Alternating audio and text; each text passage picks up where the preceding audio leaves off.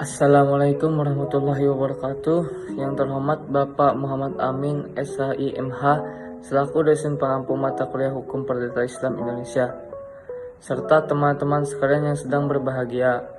Pertama-tama marilah kita panjatkan puji syukur atas kehadirat Allah Subhanahu wa taala, karena berkat rahmat dan hidayahnya kita dapat melaksanakan perkuliahan ini walau menggunakan via daring. Tak lupa salawat serta salam sebagai umatnya kita haturkan kepada suri tauladan kita, yakni baginda Nabi Muhammad SAW, yang mana syafaatnya mengalir sampai kepada kita semua pada akhir kelak. Amin ya rabbal alamin. Selanjutnya saya akan memaparkan materi kelompok 4, yakni A. Sejarah hukum waris di Indonesia. 1. Definisi hukum waris. Kata mewaris secara etimologis adalah bentuk jamak dari kata tunggal. Misal, artinya warisan. Hukum kewarisan menurut hukum Islam sebagai salah satu bagian dari hukum kekeluargaan.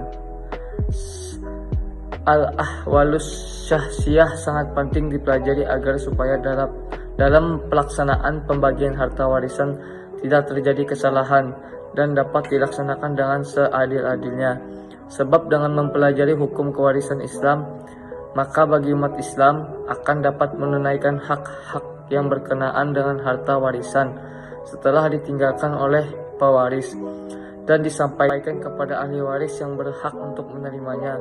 Dengan demikian, seseorang dapat terhindar dari dosa, yakni tidak memakan harta orang yang bukan haknya, karena tidak ditunaikan hukum Islam mengenai kewarisan.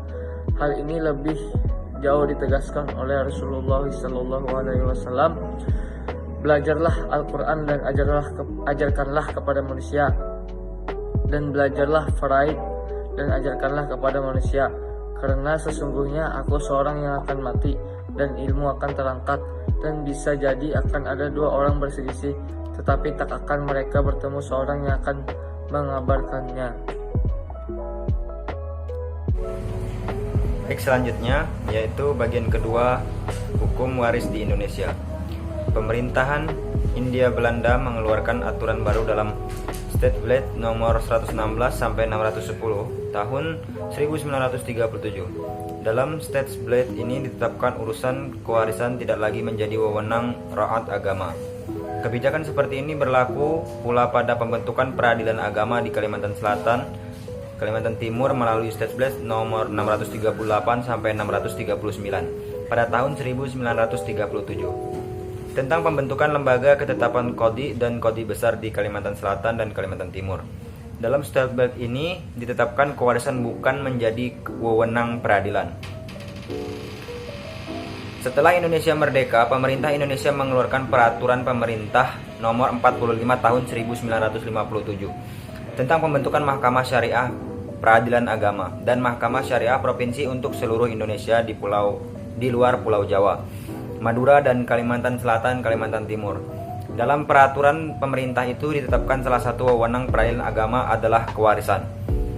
Keragaman nama dan wewenang peradilan agama itu telah berakhir semenjak tahun 1989 dengan keluarnya Undang-Undang Nomor 7 Tahun 1989 tentang Peradilan Agama.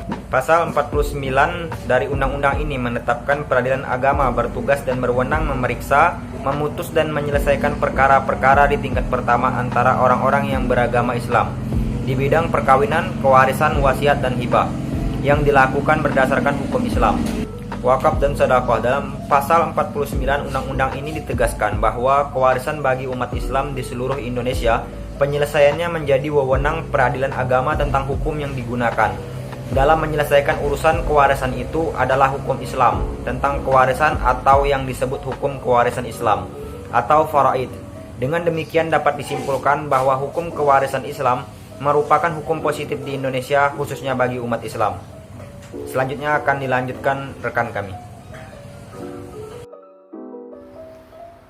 Baik, selanjutnya ahli waris dan pembagiannya. Pada dasarnya, hukum kewarisan dalam Islam berlaku untuk seluruh umat Islam di seluruh dunia. Sungguh pun demikian, corak suatu negara Islam dan kehidupan di negara atau daerah tersebut memberi pengaruh berbeda atas hukum kewarisan. Berikut ini adalah istilah-istilah yang dipergunakan dalam pewarisan perdata, yaitu pewaris adalah orang yang meninggal dunia yang meninggalkan harta kekayaan. Ahli waris adalah anggota keluarga yang meninggal dunia yang menggantikan kedudukan pewaris dalam bidang hukum kekayaan karena meninggalnya pewaris. Hukum waris adalah hukum yang mengatur mengenai yang harus terjadi dengan harta kekayaan seseorang yang meninggal dunia, mengatur peralihan harta kekayaan yang ditinggalkan oleh seseorang yang meninggal, serta akibat-akibatnya bagi para ahli waris. Harta warisan adalah kekayaan yang berupa keseluruhan aktiva dan pasiva yang ditinggalkan pewaris dan berpindah kepada para ahli waris. Keseluruhan kekayaan yang berupa aktiva dan pasiva yang menjadi milik bersama ahli waris disebut boedel. Menurut hukum Islam, hak waris itu diberikan baik kepada keluarga wanita, anak-anak perempuan, cucu-cucu perempuan, ibu dan nenek pihak perempuan, saudara perempuan, sebapak seibu, sebapak atau seibu saja.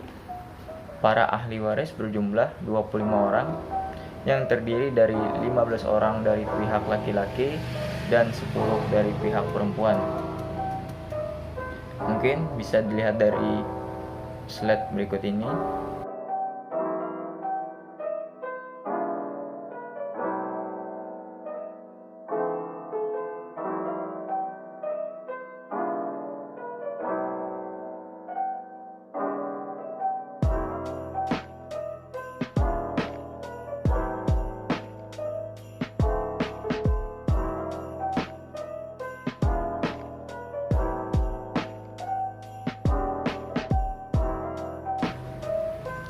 Mungkin itu saja yang dapat kami sampaikan. Jika ada salah hilaf dalam penyampaian materi ini, kiranya dapat dimaafkan. Kalau ada kritik dan saran atau ada pertanyaan seputar sejarah hukum waris di Indonesia, mungkin bisa diajukan. Sekian dan terima kasih. Wassalamualaikum warahmatullahi wabarakatuh.